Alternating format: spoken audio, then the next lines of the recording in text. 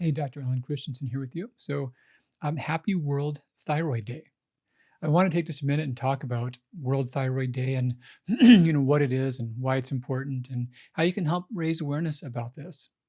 So, what is it? Well, this was commemorated first by the European Thyroid Association, and the goal was to really focus on thyroid health worldwide.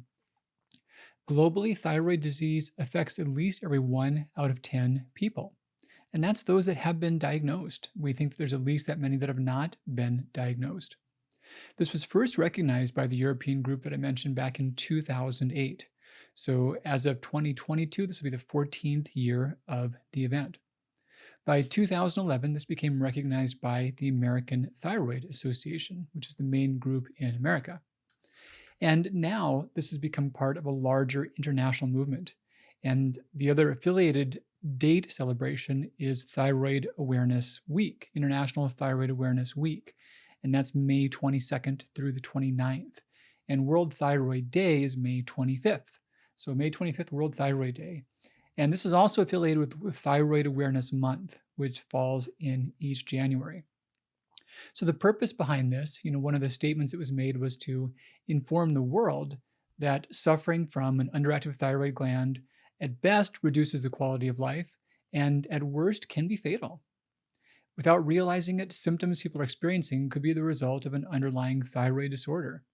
And these issues are more common for women than they are for men.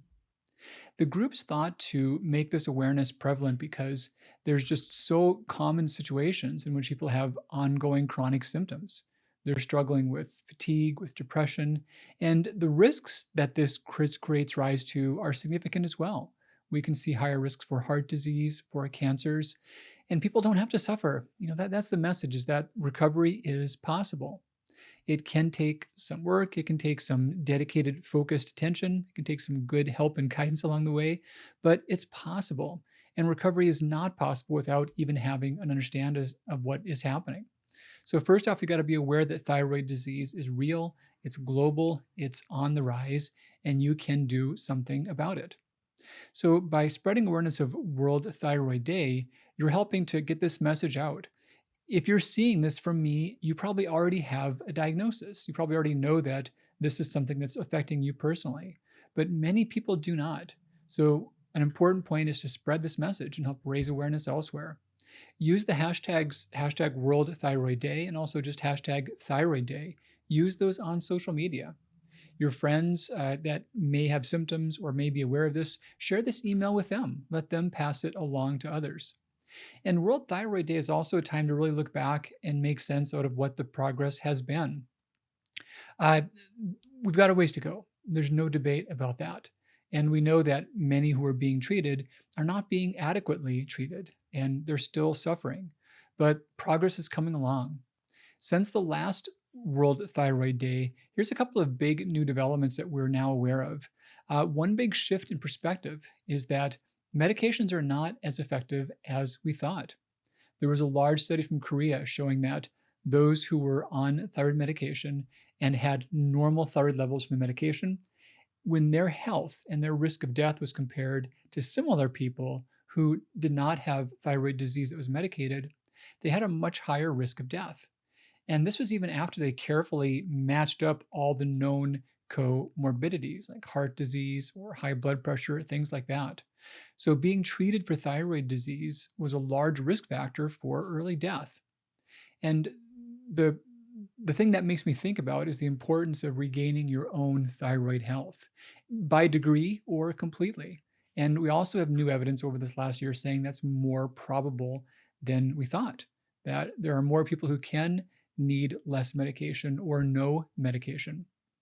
A similar new finding is found that there's lack of benefit to many common symptoms with thyroid medication. Most people who are on treatment are there because they had subclinical disease or suboptimal thyroid levels.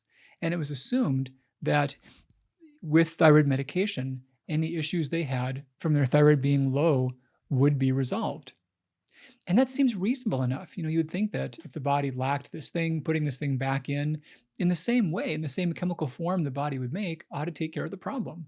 But the data is strong now that it doesn't. We don't see that those on medication have benefits to their energy to weight loss to their disease risk. So that's been a new trend as well. The last big new trends have been that disease reversal is more common than we thought. And that goes in line with what I was saying before about people having a higher chance of their thyroid getting better again. And related to that, we've had more papers about dietary therapy being more effective than we thought. There's good evidence that upwards of two-thirds, maybe 80% of people with chronic thyroid disease can get better. They can embark upon dietary therapy and they can have the disease fully go away.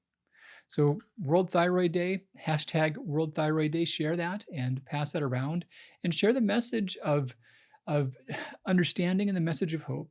If you're suffering, this can be why. And if this is why, it can get better. All right, Dr. C here with you. Take care, and we'll see you really soon.